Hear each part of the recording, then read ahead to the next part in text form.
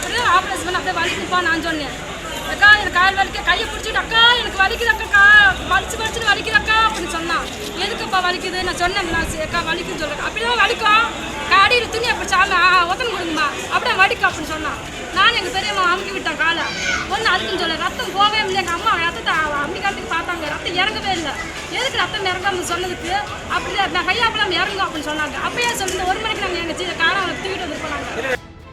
தேனியில் அரசு மருத்துவமனையில் பிரசவத்தின் போது அதிக இரத்தப்போக்கு ஏற்பட்ட பெண் சிகிச்சை பலன் இன்றி பலியானதால் உறவினர்கள் போராட்டத்தில் ஈடுபட்டனர்.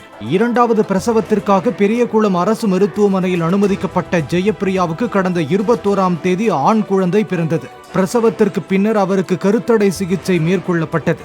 அப்போது ஜெயப்பிரியாவுக்கு அதிக அளவு இரத்தப்போக்கு ஏற்பட்டதால் கடந்த 22ஆம் தேதி தேனி அரசு மருத்துவக் கல்லூரி மருத்துவமனையில் அனுமதிக்கப்பட்டார்.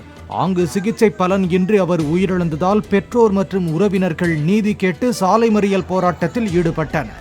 கால் வலிக்குது அக்கா எனக்கு காலெல்லாம் வலிக்குது அக்கா அப்படின்னு சொன்னான். எதுக்கு பார்த்துட்டு ஆப்ரேஷன் பண்ண அப்படியே வலிக்குப்பா நான் சொன்னேன். அக்கா எனக்கு கால் வலிக்க கையை பிடிச்சிட்டு அக்கா எனக்கு வலிக்குது அக்கா படிச்சுன்னு வலிக்குது அக்கா அப்படின்னு சொன்னான்.